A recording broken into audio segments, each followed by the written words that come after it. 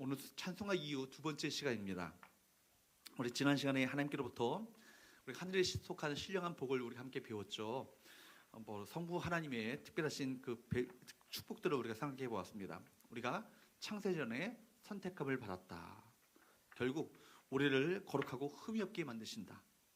또 하나님의 아들들이 되게 하셨다는 우리 영적인 복을 함께 살펴보았습니다.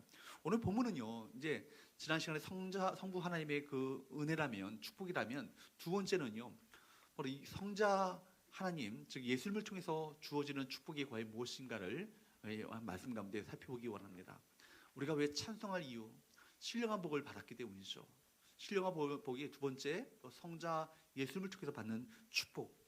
우리에게 주신 축복이, 그리스도를 통해서 주신 축복이 과연 무엇이며, 우리가 하나님을 찬양할 이유가 과연 무엇인가 몇 가지 살펴보기 원합니다. 첫 번째는요, 따라할까요? 속량 즉 죄사함을 받았다. 속량 즉 죄사함을 받았다. 여러분, 속량 즉 죄사함을 받았다는 것이죠. 우리 예수님을 통해서 받은 축복은요, 속량 즉 죄사함의 축복입니다. 7절 한번 볼까요? 7절 말씀을 보도록 합니다. 시작.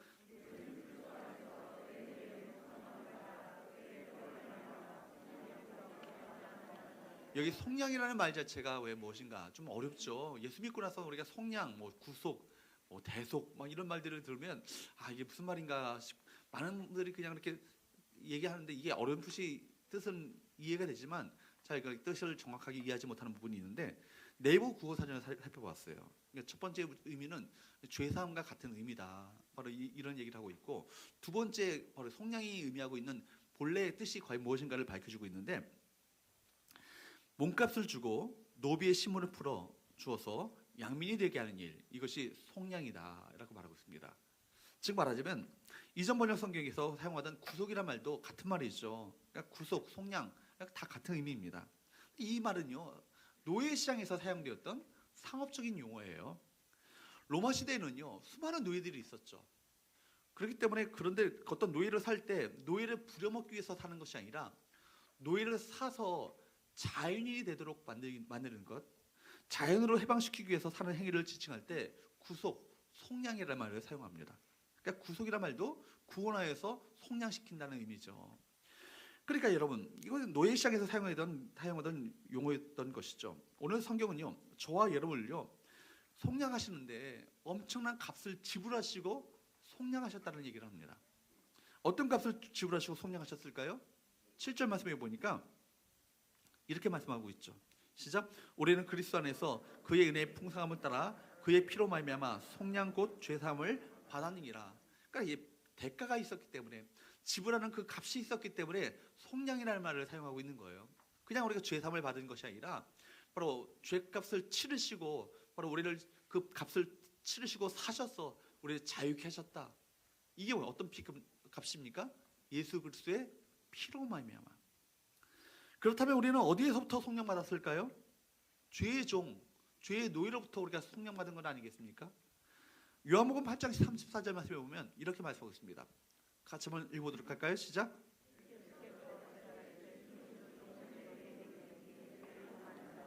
누가 죄의 종이라고요? 죄를 범하는 자는요, 다 죄의 종이 돼요. 그러니까 아무리 작은 죄라 할지라도 죄를 범하기만 하면 그 사람은요, 죄의 노예가 된다는 것입니다. 죄의 종이 된다는 거예요. 그런데 로마서 3장 23절만 보면 심각한 얘기를 합니다. 3장 23절 로마서 시작. 모든 사람이 죄를 범하였음에 하나님의 영광에 이르지 못하더니. 모든 사람이 죄를 범했다는 것이 심각한 것 아니겠어요? 왜냐하면 이 모든 사람 안에는 누가 들어있어요? 나가 들어있어요. 저도 들어있고 여러분도 들어있고 바로 당신도 들어있습니다. 모든 사람이, 우리 모두가 다 죄를 범했습니다. 그렇기 때문에 우리 모두는 다 어떤 존재였어요? 죄의 종이었고요, 죄의 노예였던 것입니다. 이 죄의 종에서 풀려나는 대가를 지불해야 됩니다. 죄에서 풀려나는 대가는 한 가지밖에 없는 거예요. 여러분, 죄의 삭은 뭐라고요? 사망이에요. 이 사망이라는, 이 죽음이라는 대가를 치르지 않고는요, 절대로 죄의 노예로부터 해방될 길이 없는 거예요. 하나님 정해놓으신 이 법칙, 죄의 삭은 사망이기 때문에, 그렇기 때문에 죄는요, 조금 지으나 많이 지으나 여러분 상관없이 우리에게 영원한 죽음을 가져다 줍니다. 독약은요, 많이 먹어도 죽고요, 적게 먹어도 죽어요. 죄는 많이 지으나 적게 지으나 상관없이 우리에게 죽음을 가져다 줍니다.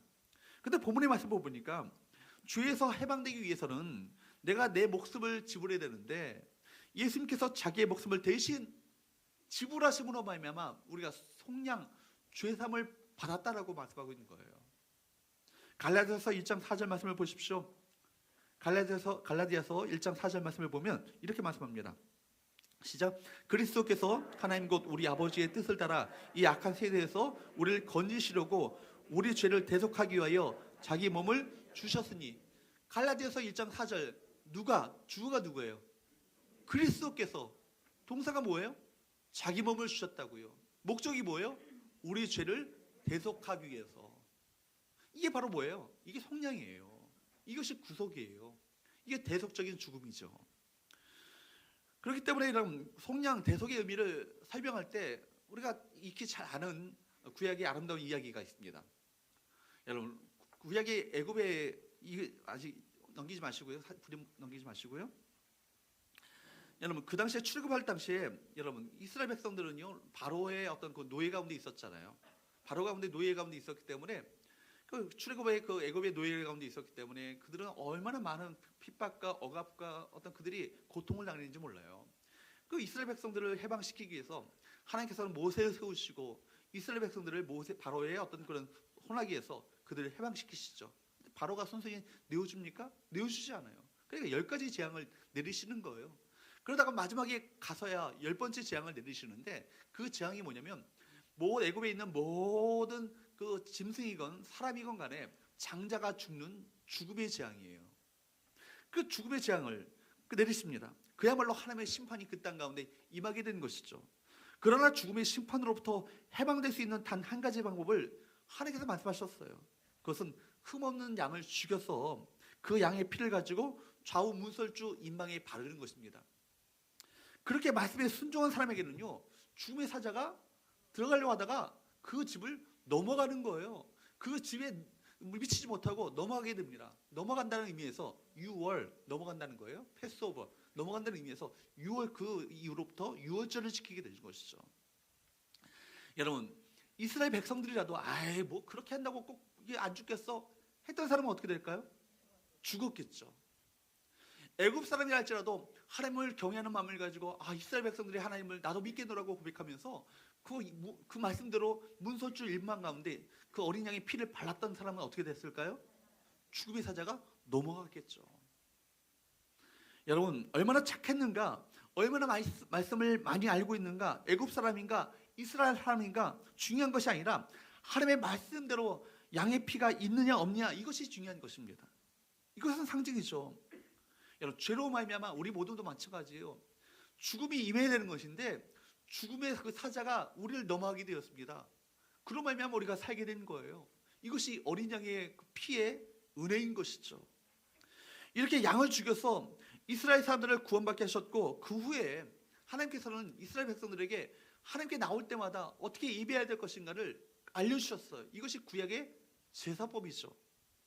그래서 구약시대에 살았던 이스라엘 사람들은요 하나님 앞에 예배드리러 나오기 위해서는요 죄 없는 양을 죽여서 그 피를 뿌리고 자신의 죄를 속죄했습니다. 구약시대는 죄를 범한 사람이 자기가 사랑하는 양 한 마리를 제사장 앞으로 가지고 나서 그림을 보여주세요. 아무것도 모르고 서 있는 그 어린 양에게 머리에 손을 넣습니다. 그리고 기도합니다. 하나님, 내가 이러이러한 죄를 범했는데 이 모든 죄를 이 양에게 모두 전가합니다. 이 모든 죄를 이 양에게 넘겨버립니다.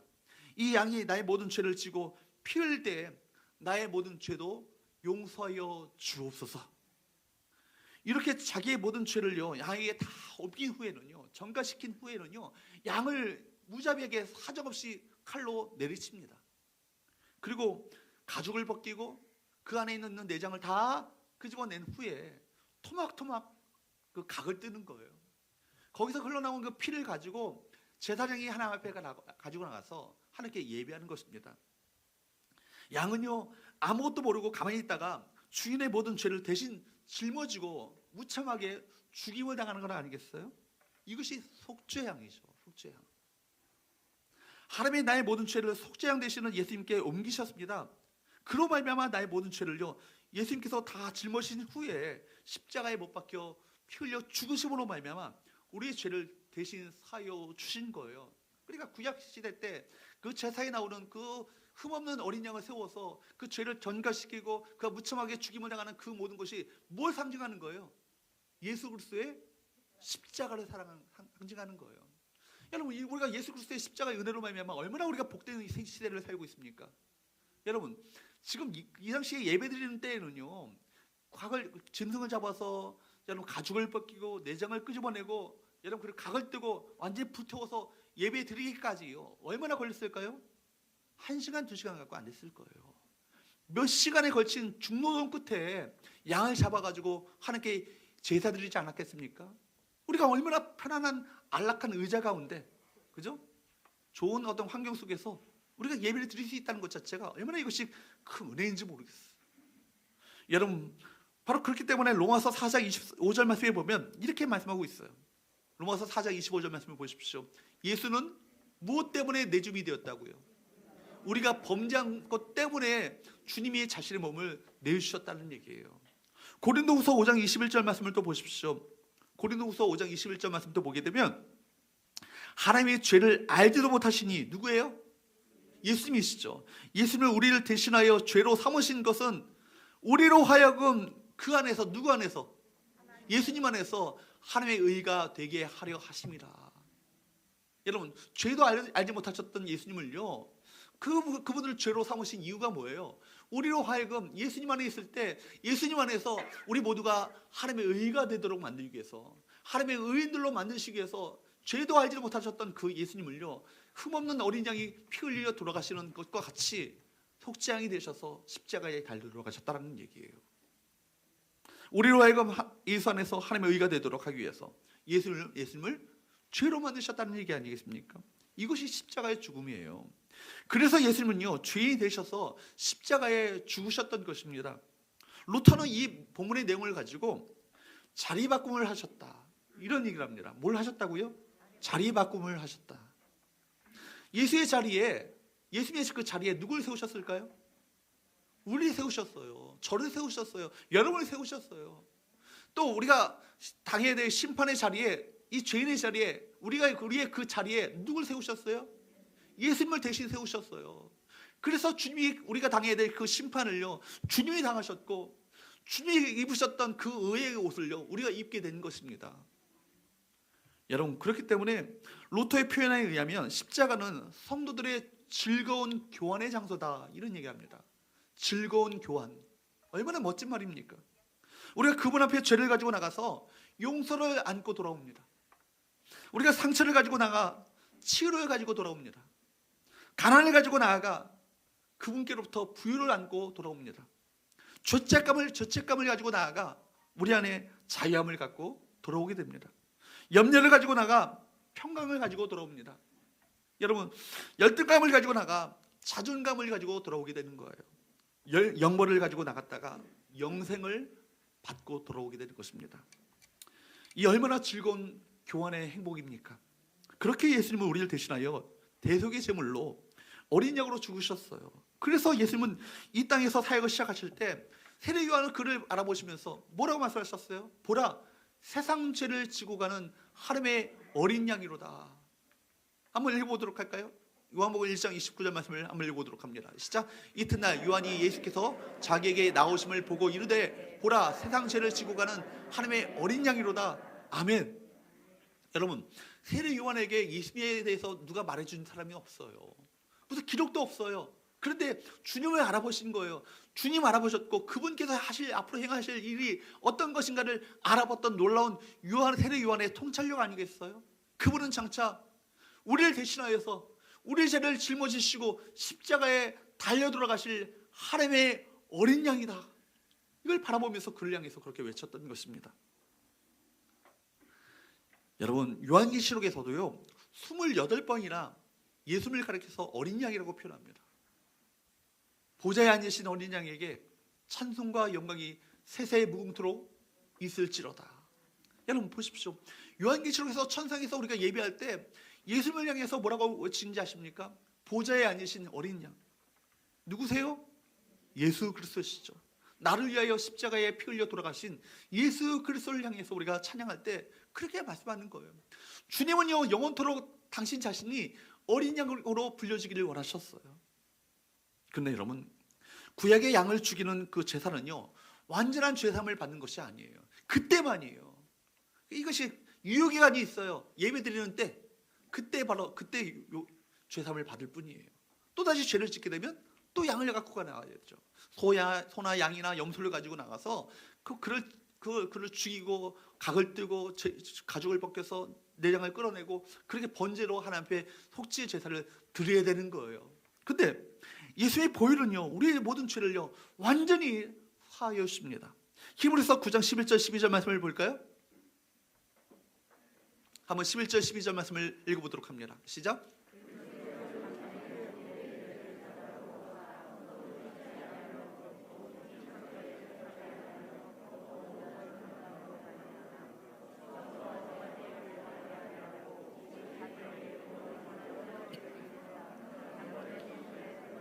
여러분, 이 얘기가 무슨 얘기냐면 구약시대에는요 성전 안에 성소와 지성소가 있어요. 성소와 지성소. 여러분, 그 각을 뜨고 짐승이 가죽을 벗기고 내장을 끌어내고 불태우는 이 작업은 어디서 하는지 아십니까? 성소 안에서 하는 게 아니에요. 성전 뜰에서 하는 거예요. 성전 뜰에서 번제단에서 실제로 양을 잡는 그 일은요 제사장이 하는 게 아니에요. 그 죄인인 인간이 와가지고 가지고 나와서 양을 무참하게 죽입니다. 죽이는 순간에 죄 없는 자기가 사랑하는 그 양, 그토록 아꼈던 그 양을 무참하게 죽이면서 그 고통이 바로 내가 당해야 될 그 고통임을 실제로 느끼는 거예요. 그리고 그 피를 가지고 누가 가져갑니까? 제사장이 성소로 나아가는 거예요. 그렇게 대신 우리를 대신해서 예배하는 것이죠.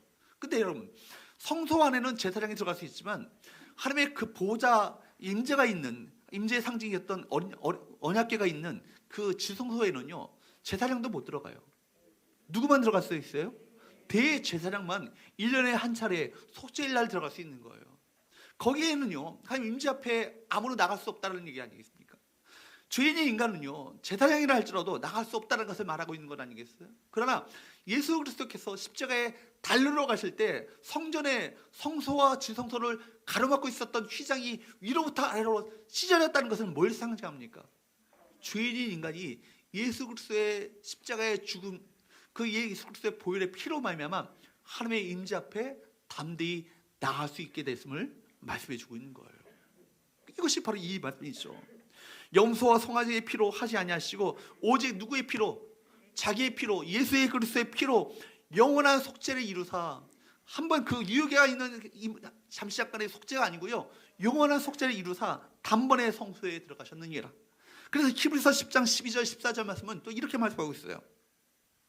같이 한번 읽어보도록 할까요? 시작. 오직 그리스도는 죄를 위하여 한 영원한 제사를 드리시고 하나님 우편에 앉으사 그 후에 자기 원수들을 자기 발등상에 되게 하실 때까지 기다리시나니. 여러분 보십시오.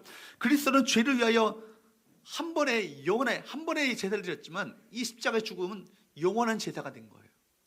더 이상의 제사가 필요하지 않은 거예요. 그래서 하나님이 이제 들으시고 하나님의 보좌 우편에 앉으셨어요. 우편에 앉으셨어요. 이 세상은 우편에서 바로 통치하고 계시죠. 근데 13절 언제까지 기다리고 계시냐면 그 후에 자기 원수들을 자기 발등상에 되게 하실 때까지 기다리시다니. 이때가 언제일까요? 예수의 재림 때예요. 예수의 원수들을요 발등상으로 완전히 밟아버리는 그때가 곧 임박하게 온다는 얘기입니다. 그때까지 기다리시나니 14절 말씀 보십시오. 그가 거룩하게 된 자들, 누구를 말하죠? 우리죠. 우리를요 한 번의 제사로 어떻게 해요? 영원한 제사를 드리셨고요. 또 어떤 제사를 드렸다고요? 온전한 제사를 드렸다는 거예요. 영원한 제사를 드리셨고 온전한, 더 이상의 어떤 다른 것이 필요한 제사가 아니라 온전한 제사를 드리셨기 때문에 영원한 속죄를 우리 가운데 이루셨습니다. 더 이상 제사가 필요한 것이 아니에요. 그래서 여러분, 우리가 주 옆에 나올 때마다 누구의 피를 의지해서 나가셔야 되는 거예요? 예수 그리스도의 보혈의 은혜를 의지해서 나오셔야 되는 거예요. 예수 그리스도의 피를 의지해서 나오셔야 되는 거예요. 이 예수 그리스도를 통해서 하나님은 우리에게 죄의 형벌, 죄의 심판으로부터 사면시켜 주셨음을 선포하고 계신 거예요. 이 얼마나 놀라운 축복입니까? 이 사실을 알았던 바울은요 그 부푼 그 감격과 그 즐거운 마음을 가지고 벅차오르는 감격 속에서 이렇게 당당하게 외칩니다. 로마서 8장 1절과 2절 말씀입니다. 같이 한번 읽어보도록 할까요? 시작. 그러므로 이제 그리스도 예수 안에 있는 자에게는 결코 무엇이 없대요? 정잠이 없대요. 할렐루야. 그리스도 예수 안에 있는 우리 모두는요 결코 정잠이 없는 거예요. 왜냐하면 2절 말씀에 보니까 생명의 성령의 법이 죄와 사망의 법에서 우리를 어떻게 했다고요? 해방시켰다고요. 생명의 성령의 법으로 말미암아 죄와 사망의 법 가운데 눌려 있었던 노예 가운데 있었던 우리들을요 자유케 하시고 해방시켜 주시는 영적인 속량을 이루어 주셨다. 이것이 바울의 외침 아니겠어요? 예수 그리스도를 믿으면요 결코 정잠이 없다라고 말씀합니다. 죄사함의 축복을 받게 된다는 것입니다. 사랑하는 여러분, 여러분 죄사함의 축복을 받으셨습니까? 아멘. 이 확신 가운데 살아가시는 저와 여러분 되시기를 주로 축복합니다. 그렇기 때문에 주께서 십자가에서 죽으시면서 뭐라고 외치시면서 십자가에서 일곱 말씀을 하셨잖아요. 가상칠언이라고 하잖아요. 십자가 위에서 하셨던 7 말씀을 가상칠언. 마지막 말씀이 뭐예요? 다 이뤘다라는 거예요. 다 이뤘다. 테텔레스타이라는 그 히라보 말인데 다 이뤘다는 말입니다. 이 말이요 3가지로 의미 사용돼요. 하인들이 주인들에게 말할 때는요, 이 말을 사용할 때는요, 주인님 분부하셨던 모든 것들이 다 준비되었습니다. 우리가 제게 맡겨준 모든 것들이 다 마쳤습니다. 이런 얘기예요. 또 제사장이 사용할 때는 흠이 없고 완벽한 제물이다 말할 때 테텔레스타이 그럽니다. 그리고 상인들이 바로 시장에서 이 말을 사용할 때는요 값을 다 지불하였다, 대가를 치렀다는 얘기입니다. 이것이 테텔레스타예요. 이 말을 어디서 하셨다고요? 주님께서 십자가 위에서 하셨다고요. 즉 예수께서 십자가에서 외치셨던 바로 테텔레스타이라는 말은요 하나님 아버지의 뜻을 완벽하게 다 이루셨다는 얘기입니다.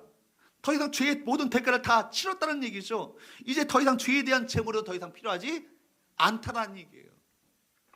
여러분 그렇다면 왜 다른 종교를 믿으면 안 됩니까? 왜 꼭 예수를 믿어야 합니까? 독선이 아닌가요? 꼭 예수를 믿어야 하나? 다른 종교에도 구원이 있을 텐데. 그러나 다른 종교는요 이 죄 문제를요 해결할 방법이 없는 거예요. 다른 종교에는 죄 문제를 위해서 죽은 분이 없습니다. 다른 종교는 완전한 죄의 대가를 치른 것이 없어요. 그래서 본문 1장 7절 말씀에 보면 예수의 피가 속량 죄사함을 받게 하는 바로 도구였음을, 완벽한 도구였음을 우리에게 말씀해 주고 있는 것입니다. 7절 말씀을 다시 한번 보십시오. 같이 한번 읽어보도록 할까요? 시작. 우리는 그리스도 안에서 그의 은혜의 풍성함을 따라 그의 피로 말미암아 속량 곧 죄사함을 받았느니라. 여러분 이 피라는 것은 주님께서 바로 십자가에서 죽으셨던 대속의 죽음을 상징하는 건 아니겠어요? 여러분 사랑하는 여러분, 죄사함의 축복을 받으셨습니까? 이 축복이 언제 일어났어요? 예수님의 십자가. 바로 그렇게 예수께서 십자가에 달라고 돌아가실 때 우리의 죄를 지고 가셨습니다. 그렇기 때문에 우리가 그분의 십자가 밑에서 우리는 항상 우리의 믿음을 이렇게 고백해야 될 거예요. 주님, 내가 당할 모든 저주를 주님께서 대신 당하셨군요. 주님 감사합니다. 내가 지금 모든 죄를 주님께서 친히 짊어지셨군요. 주님 감사합니다. 주님의 죽으심이 바로 나의 죽으심, 나의 죄 때문에 바로 대신 죽으셨음을 저는 믿습니다. 주님 감사합니다. 주님의 십자가의 구속을 믿습니다. 주님 감사합니다. 우리가 그렇기 때문에 항상 지난 시간에도 말씀드린 것처럼 늘 울어도 여러분 눈물로서는요 그 은혜를 갚을 수 없어요. 갚을 수 없기 때문에 우리가 주 앞에 드리는 아무리 헌신과 아무리 위대한 일을 했다 할지라도 늘 겸손할 수밖에 없는 거예요. 왜요? 우리는 그 은혜 없이는요 우리가 이렇게 다시 하나님의 자녀로 될 수 없는 존재들이었기 때문에,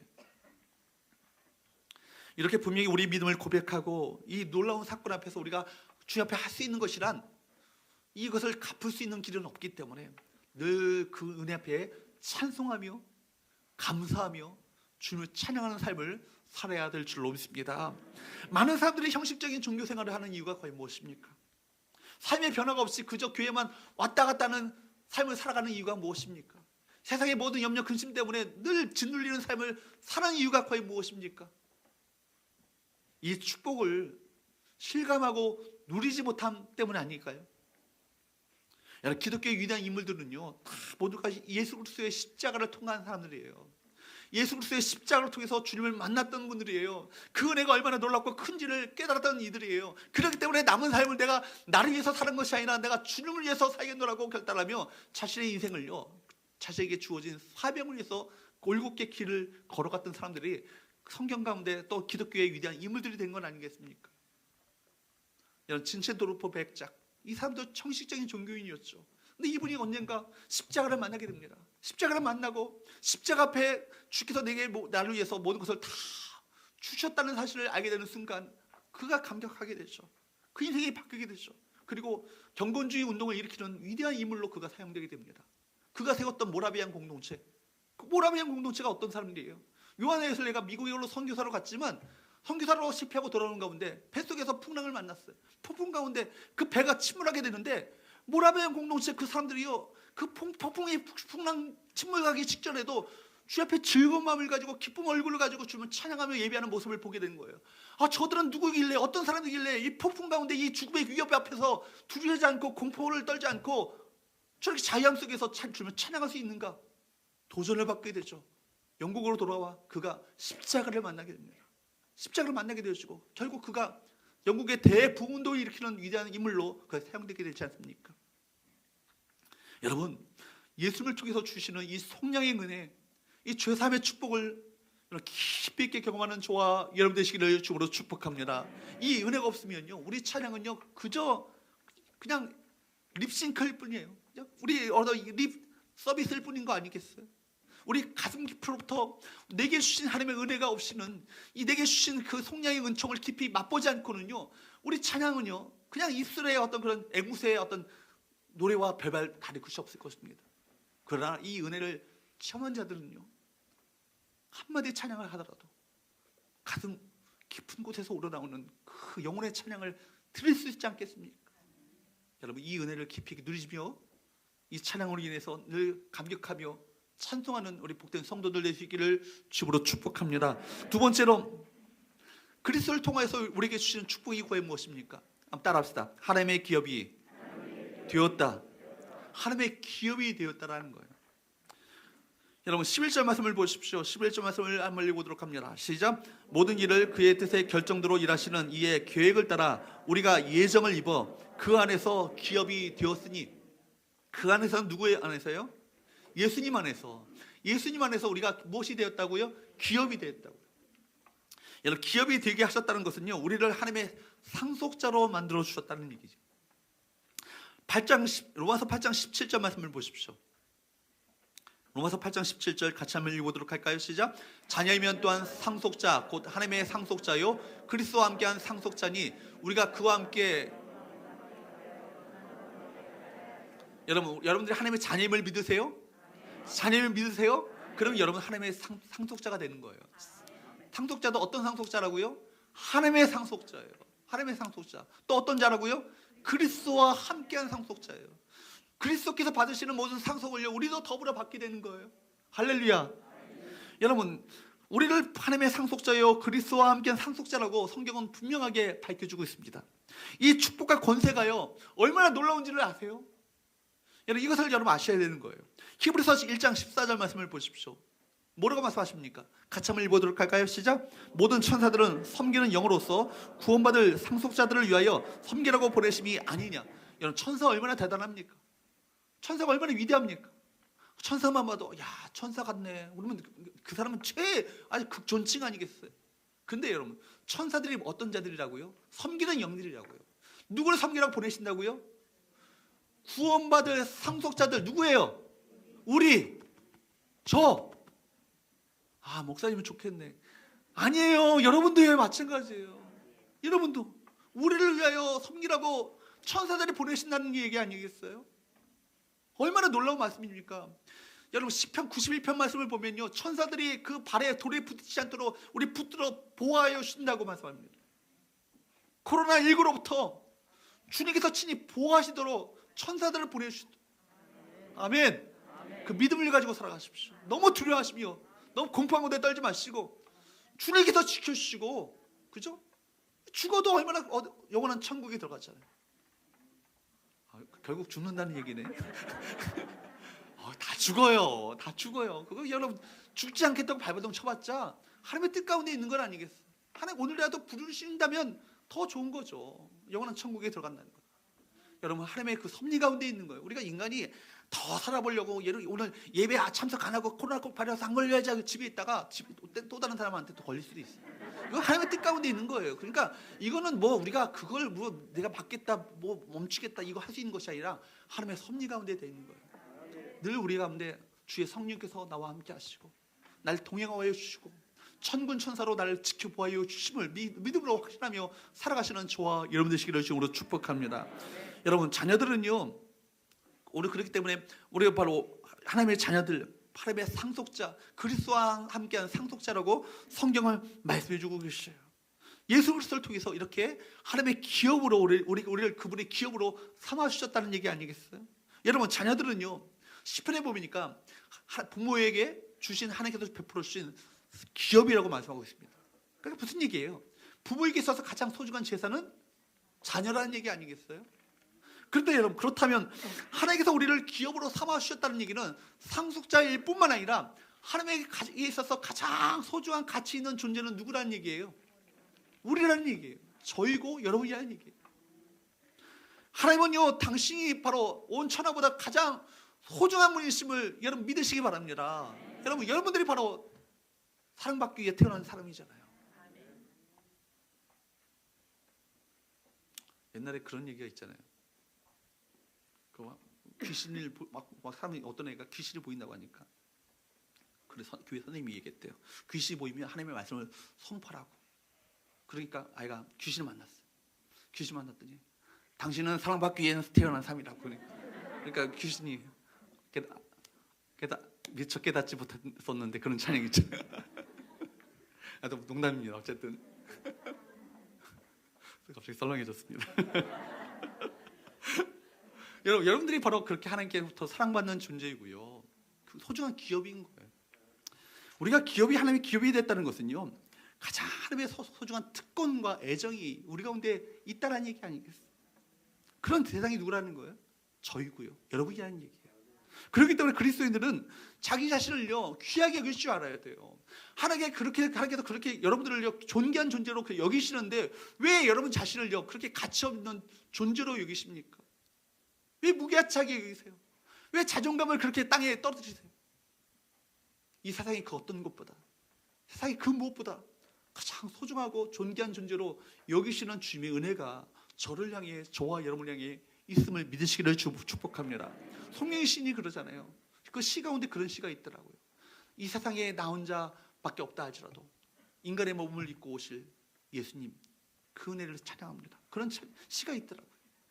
인간의 여러분 70억 인구 가운데, 인구가 아니고요, 여러분 한 사람이 이 세상에 한 명 있다 할지라도 여러분의 죄를 대신하여서 십자가 지시길 그분의 사랑이 있다는 거예요.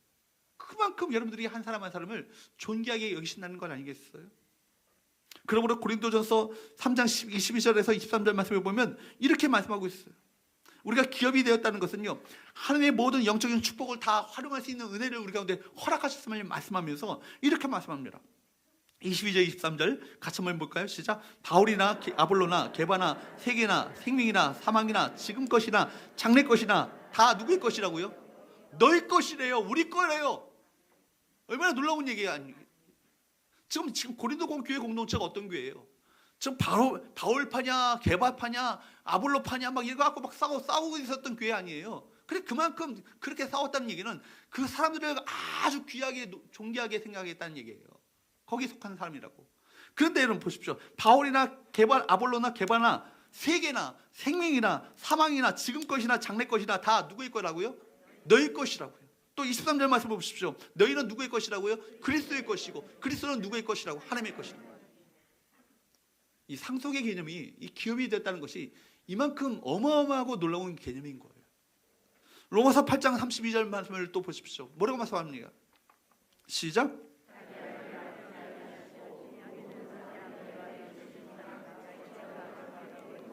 자기 아들을 아끼지 아니하시고 뭐라고요? 우리에게 모든 사람을 위해서 그 아들을 내어주셨던 이가 어찌 그 아들과 함께 모든 것을 아끼지 않겠냐고, 아껴서 주시지 아니하겠냐고. 여러분 보십시오. 제게 있어서 하영이 한나는요, 어떻게 보면 제 생명보다 더 귀중한 애들이에요. 부모의 마음이 그럴 거예요. 여러분 마찬가지일 거예요. 여러분 자녀들을 바라볼 때마다 내 생명보다도 내 목숨보다도 귀하게 여기는 그것이 바로 부모의 마음 아니겠어요? 어찌 보면 성자 예수님은요, 성부 하나님 자신보다 더 귀중하게 소중하게 여겼던 분이 바로 성자 예수님일 거예요. 그 예수님을요, 여러분을, 당신을 위해서 십자가 내어주신 거예요. 피눈물이 흘렀겠죠. 우리 아버지 피눈물이 흘렀을 것입니다. 나의 하나님 어찌하여 나를 버리셨나이까 하면서 외쳤을 때 아버님은 정말 피눈물 흘리시면서 그 아들을 바라보셨을 거예요.